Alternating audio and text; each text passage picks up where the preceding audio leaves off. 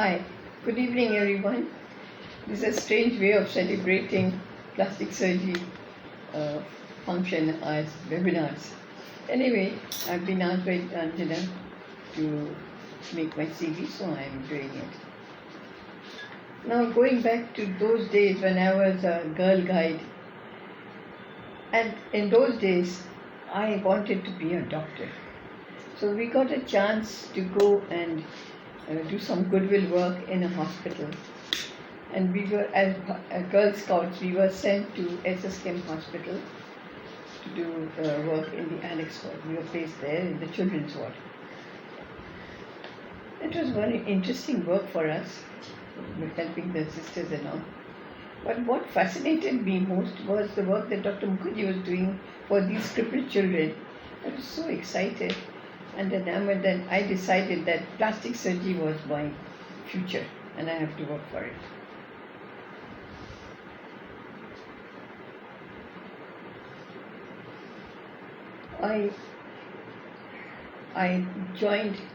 I did my schooling from medical college, and when the time came to do residency, they were offering me a job in medical college in the pediatric unit, but I refused. And I went straight to PT, went to SSKN and said I want to do plastic surgery.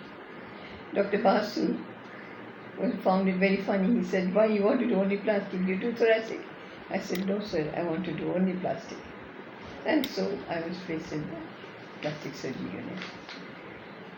After 2 years of training, then I joined the MS qualification, and I did the MS study. We spent another 2 years, and in 1968 I passed my MS.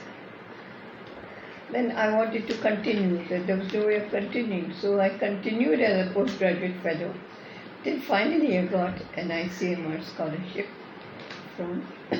research scholarship from ICMR, which was based on the cleft lip study, cephalometric studies, and the analysis in cleft lip and normal. This was the study. In 1973, the annual conference of the Indian Plastic Surgery Association was held in Calcutta, and there I presented my work on cephalometry, and lo and behold, I got the Speach Prize, I was the second recipient of the Speach Prize in 1973. After this, I continued the work. We did first under Dr. Ganguly, then I continued under Dr. Anjali Mukherjee. And then I also presented this work in the 6th International Conference of the International Plastic Reconstructive Surgery that was held in Paris.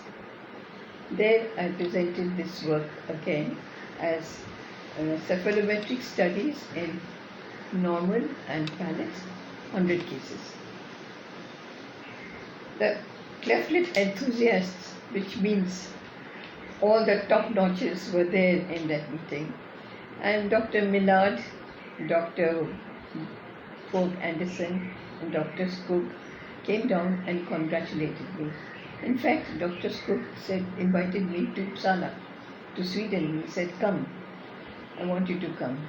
So after the meeting was over, myself, Dr. Sundarajan, and Dr. Samsi Bose, and Dr. Jhaji from Ahmedabad, we all went to Uppsala. Before going to Uppsala, we visited the maxillofacial unit in Bonn. We spent 2 days there. See, these are all eye-openers, what is being done in the world. And then when we went to Uppsala, Dr. Skoog told me, or requested me to present the paper again so that his staff could also hear it. And the thing was that they were making notes. And then he presented his work where he was doing bone growth study in the periosteal repair cases. Wonderful study they were doing. Very, very interesting, and we had all cross sections. I spent a week with Tom Spook. He showed us many types of operations like cleft lip, palate. Then he showed us facelift, breast reduction, rhinoplasty, and many more surgeries. Now in the evening, I would go back into the OT and sit down and study his books. And it so happened on the last day, he came to me and he presented his book to me. And I was so thrilled because it was really something that could follow on. It's like an atlas, the steps of the operation, in pictures. After that, I visited Zurich. Dr. Sundarajan and Sambos returned back to India, and I continued to Zurich to the maxillofacial center under Dr. Obligeser. Obligeser was a wonderful maxillofacial surgeon, and he told me that if you want to do maxillofacial, you must first do 1 year of dentistry. Then only I will allow you. This was asking too much because I was wanting to know the tricks and tips to improve my cleft lip cases. I was not interested in learning dentistry. Anyway, from there I then continued to England because I had this travelling fellowship from British Council, and they posted me to various centres in England where different types of works were being done. And so I met Dr. Ron Piggott. In his unit, they were trying the first nasoendoscope in babies. Can you imagine? The nasoendoscope, which you see so often here, was being first tried in Ron Piggott Center. And I met Ian T. Jackson, and I met Dr. Dawson. Dr. Bruce Bailey was my last trip. Dr. Bruce Bailey was doing a lot of work on microsurgery. On a small opening microscope he's working. So these are all the great surgeons, who were helping and progressing in the world.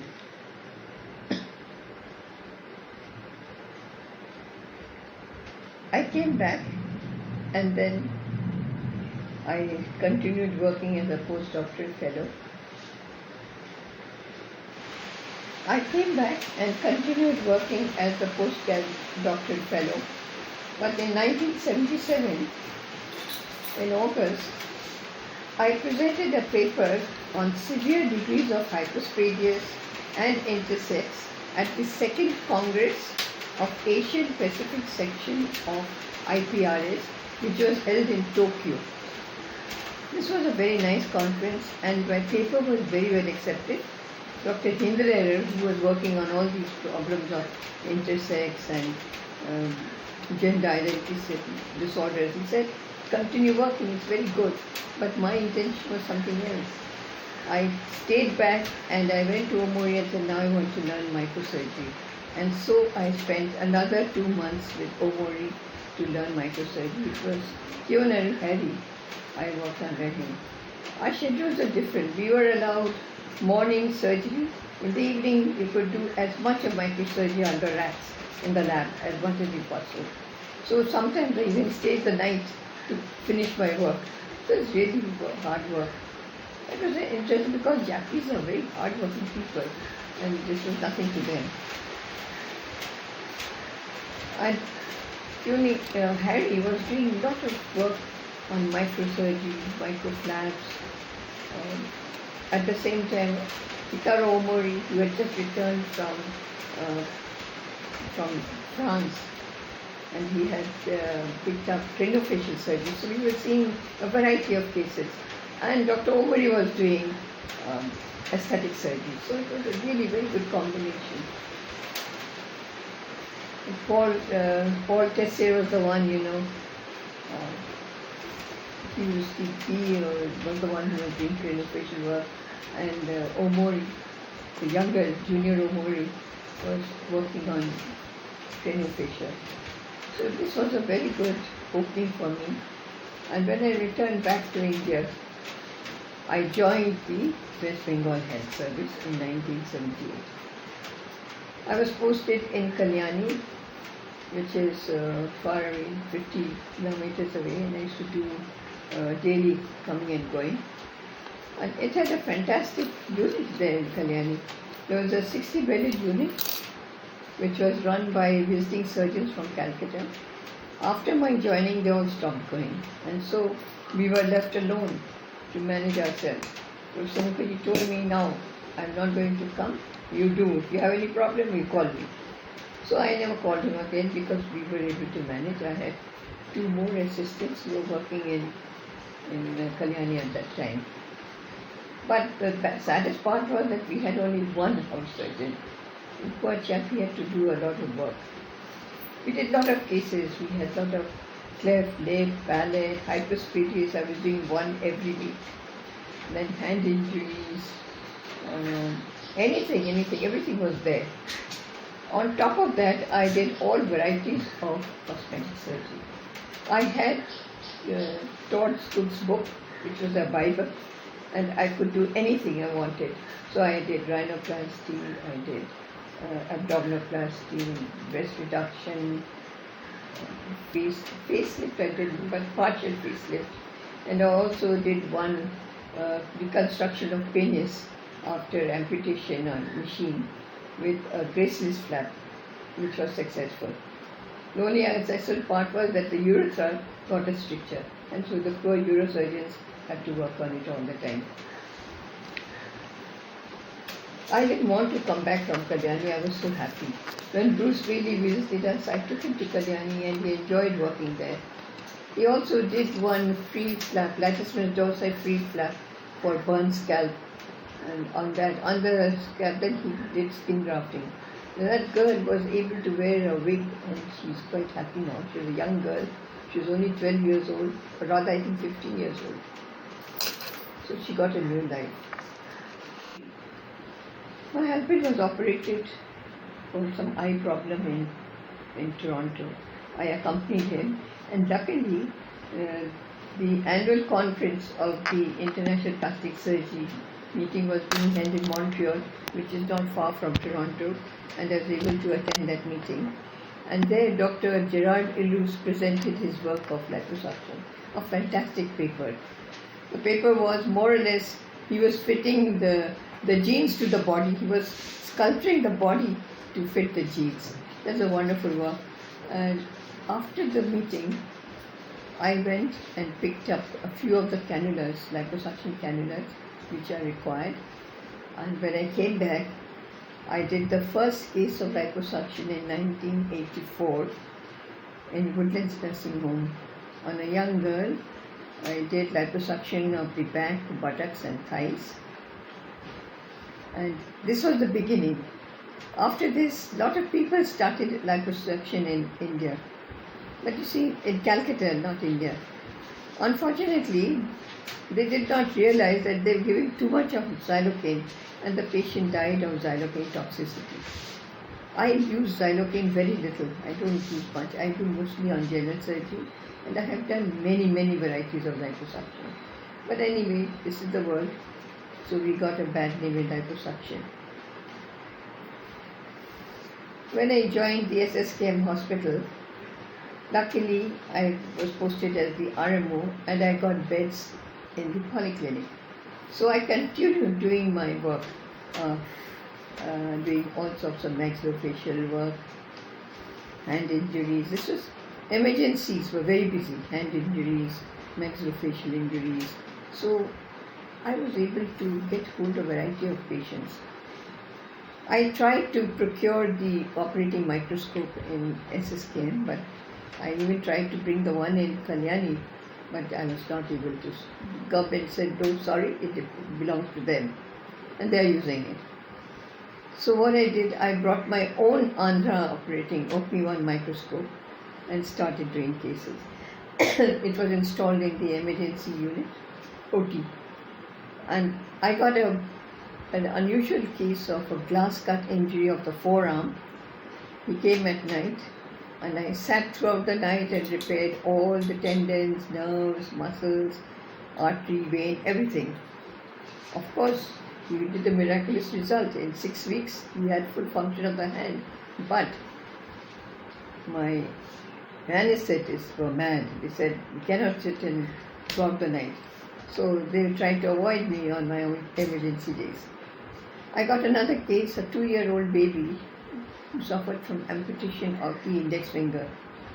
I reanastomosed it, but unfortunately the artery was good, but the vein got clogged. So here I was, when the finger started getting brown or dark, I would open it up and flush it with heparin. And I did it a couple of times, and I was told finally, please kindly amputate the finger. We can't bring her in for anesthesia so many times.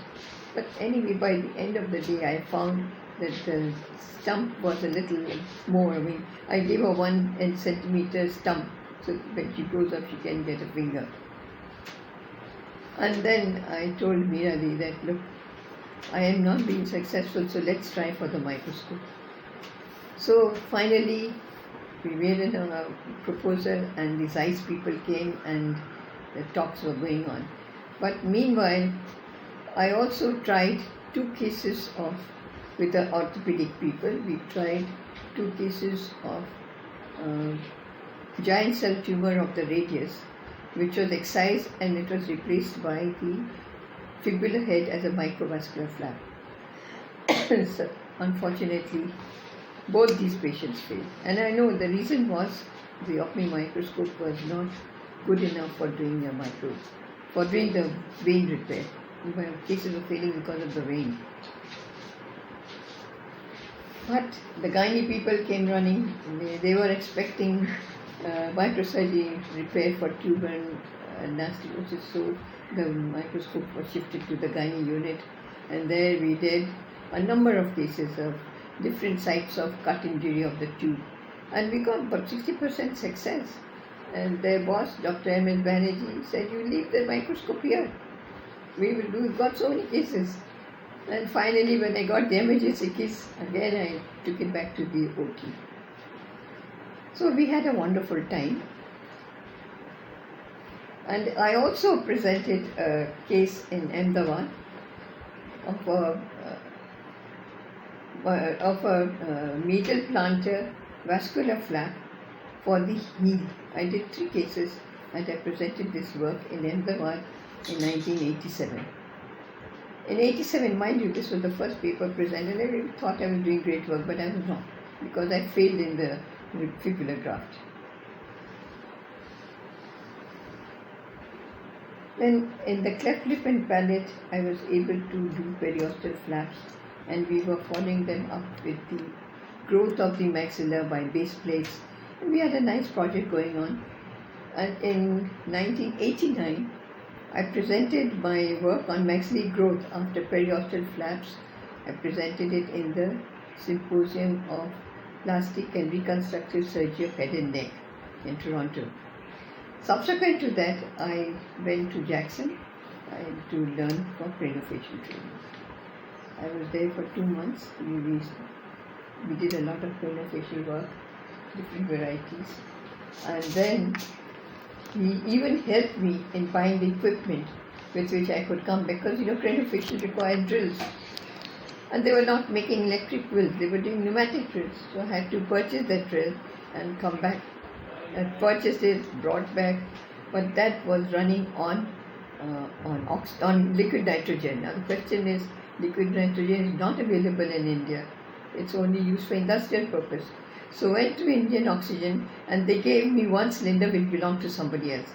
And here I was, I bought a van so that I could fit that huge cylinder, carry it in the van and take it to the hospital. So it was very funny, because some people even remarked at that. Anyway, that was that one reason. Then I did a lot of craniofacial work, not in plastic surgery but in ENT department when I came back. And we were doing jointly with the ENT surgeons, the neurosurgeon, the ophthalmic surgeon and myself. And we did 2 or 3 cases of severe bear bite, bug bite and injuries to the bullet injuries which were being sent from Sikkim. One case I remember, there was a case of bullet injury to the right eye, and the orbit was totally shattered. The whole orbit, that there was a big piece of metal which was sitting in the roof of the orbit, that was removed, and the whole orbit was recreated. But of course, we could not give him the vision, but at least he had a good cosmetic result. So this encouraged us, and we did a number of cases. In 1987, Dr. Ernest Manders visited our department, and he gave a brilliant talk on tissue expanders, and also loaned us, or rather he gifted us, some new expanders and some old ones which were used, and he said we could re-sterilize them, then he showed us how to do it. And I did a number of cases of tissue expanders of different types. Many of them were done in the polyclinic, and we presented this work. But the question is, all this work you did, I may be the first, but in the end, you see, it never got continued. But we had a very good response from the people. However, my term in PG came to an end, and in 1992, I was transferred to medical college. In medical college, I had a full unit, and I was able to start the craniofacial center there. We did variety of cases. We did Apwards, Binders, teacher Collins, maxillary deformities, then scalp injury, brain was exposed, so we did the tissue expansion and then covered it and put a bone graft, and that open area, that also we did. A lot of work on craniofacial side. Then you see, I was also influential in starting very interesting workshops. Like in 1990, I organized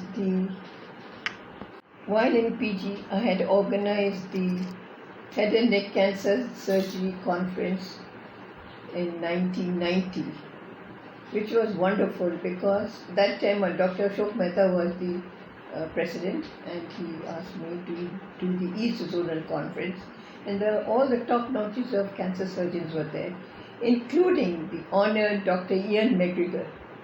He was there, followed by Dr. Chandrasekhar was there, Dr. Ernest Manders was there, and another two people from America were present in the meeting. And this meeting was hosted by the government of West Bengal. The health minister was very interested in the subject, and he came, he attended our inauguration, attended the dinners, and it was a very good meeting in the long run. And in another meeting I did 2 years later was the breast cancer workshop, also done in medical college. That was in PG, but in medical college I organized the hand surgery workshop for breast cancer, where Dr. Krishna Kraft came and he showed us how to do the breast reconstruction. He was the chief of the breast unit in Curie Institute. That was also a very good workshop. And the third workshop I organized in hand surgery was also in medical college, when Dr. Sevant at Shake from Sweden, he came and did a lot of work. And impressed, the boys were impressed. I could see the students, they were enjoying it. Not only just the house surgeons, the students, they enjoyed the workshop. Of course, medical college was only craniofacial. We were voting on craniofacial, and we didn't have the operating microscope, so I was again after it. Finally, I got that microscope also. But by that time, I had to retire. So I left the microscope and told them, don't stop, continue working. And after retiring, I joined AMRI. In AMRI, it was open field. I did a lot of cases, but I did two very interesting cases. One was the first case of transsexual, a conversion from male to female, from Hirok to Shohini. This was a very successful case, and everybody saw. I don't know where that person is now. After that, I did many cases, but this was the first case done in MRI. And I used to get a lot of these, those international medical people. They came, like I did a lot of abdominoplasties and breast reconstruction from UK, they were coming. So I did a number of cases there, and then You see, it reminded me of today we are seeing a lot of webinars on rejuvenation. But imagine in my early 80s, or rather late 80s, in PG, I was asked to do a facelift. Now, I had done one facelift on a very socialite lady, and she was happy. The second case I did was the mother-in-law of a very senior physician, and he asked me to do the case, and I was so scared. And that case was done in Woodland Nursing Home. Then after 7 days, she came back to PG, and she was in Woodburn ward.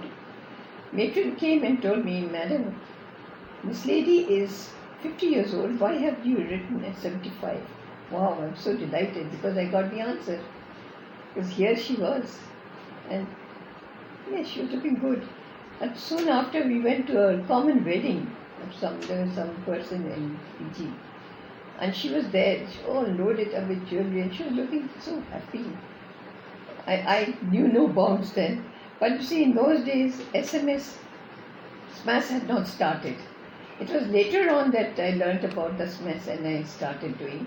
And I did a number of cases in those days. But since then, people started getting scared because, oh, it takes so long, so much edema. And of course, the new innovations had come in by that time. The lasers came in. So we started doing non-surgical facelifts. I started with one laser. I went to Bangkok and got the radio frequency laser. Then I got the IPL. Then IPL was not enough. Then I bought the CO2 laser. Then I bought the erbium YAG laser. That was also not enough. Finally, when the tattoos came, I ended up by buying the Q-switch laser. And of course, recently I have bought the HIFU for the face and the Exilis for the body tightening. So now you see, I can do anything, anytime, because a variety of instruments are available. But you see, the webinars, they are again going back to the surgical part. So let's see, when this COVID goes away, I might one day start doing this seminar also. I should also mention that recently, in 2014, the fat cells were coming in a big way. So I went to Bangkok and I learned how the fat cells are being used. And I came back and, believe it or not, I started my fat. The thing is to buy all the instruments that are required. When you're fully prepared, you can do it. So I started doing fat grafting for rejuvenation, for breast augmentation, for burn scars, for ulcers. I'm doing all this now. And they're healing, and really they're happy. So now that I'm finding that everybody is progressing, so one has to carry on with what is going on.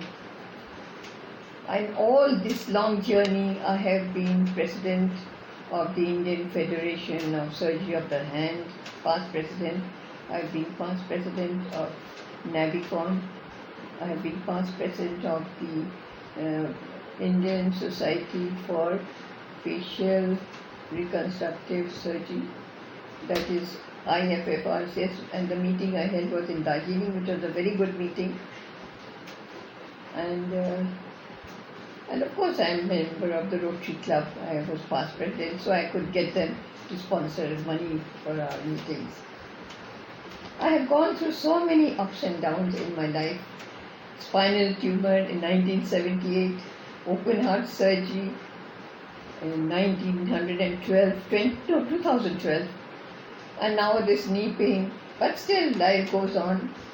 I have a passionate desire to keep myself updated, and therefore I like to attend to as many meetings and seminars as possible. I have a busy life, but this COVID unfortunately has brought a ridiculous stalemate to my work. I don't know anything more that I can add. Thank you. I hope